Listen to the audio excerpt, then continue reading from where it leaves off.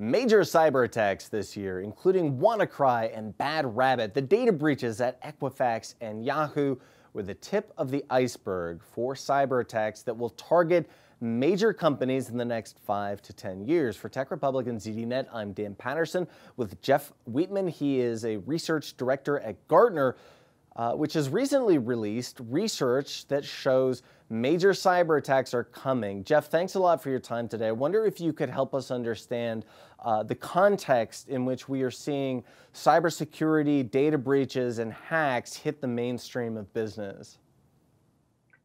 Absolutely. It's my pleasure to be here.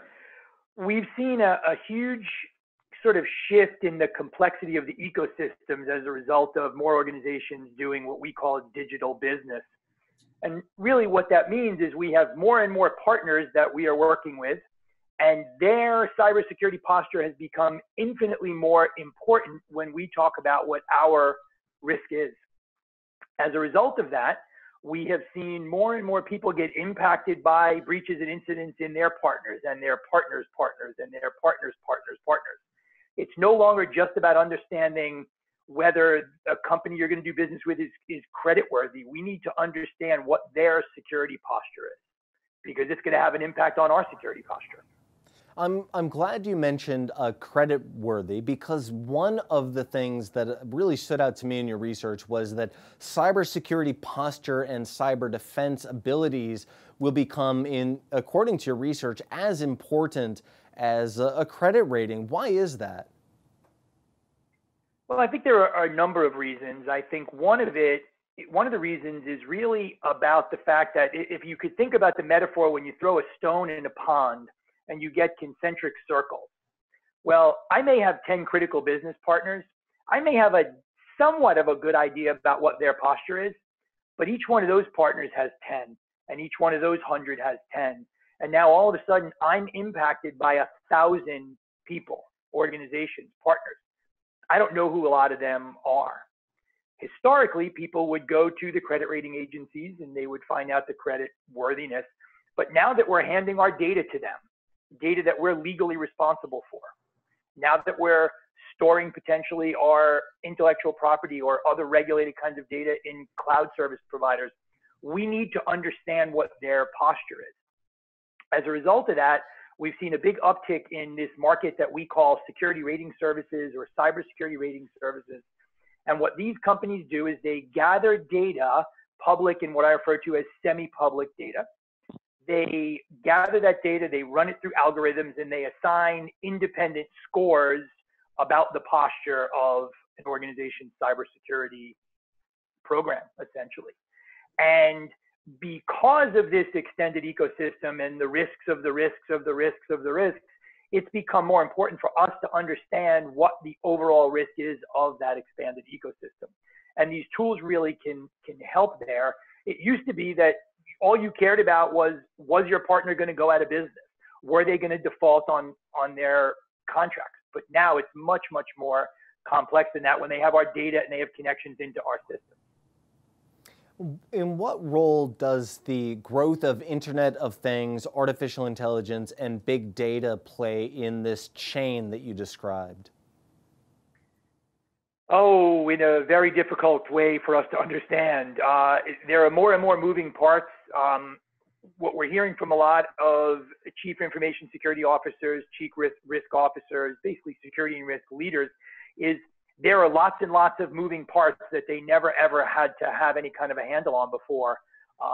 We're seeing consumer grade IoT all of a sudden being dropped into corporate environments.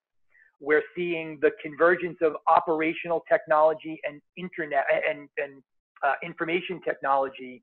We also are forecasting or predicting that there's going to be a significant OT or IoT breach that may result in loss of life or physical injury, because everything is getting more and more connected. And security and risk leaders now have more things to worry about and a lot less visibility and a lot less control over those things. So it's getting bigger, better, faster, more. And the reality is a lot of people are having a hard time doing basic blocking and tackling from 5 and 10 years ago. So the risks are higher as well as the stakes. How can companies treat cybersecurity as something that is the entire company's responsibility and not just a checkbox that the CXO has to check off? That is a fabulous question. It is a question we get from clients multiple times a day. And I think there are a couple of pieces there that are super critical. I think one is that security and risk leaders need to do a much, much better job of explaining to business stakeholders, to C-level executives, to their board of directors, that these things that we're doing, these things that we're spending money on, have a direct causal link back to business benefit. We do this because if we don't do this and we don't do it well, you're going to make less money. You're going to have higher expenses. You're going to be found wanting in case we get audited. We're going to get sued by our customers, our partners. We're going to be in violation of privacy regulations. We're going to lose intellectual property. Security leaders need to do a much better job of building that causal link. And it's not always easy, but really they don't do a great job of that. I think the second thing is that we need to recognize that we cannot stop everything. No matter how much money we're given, bad stuff happens.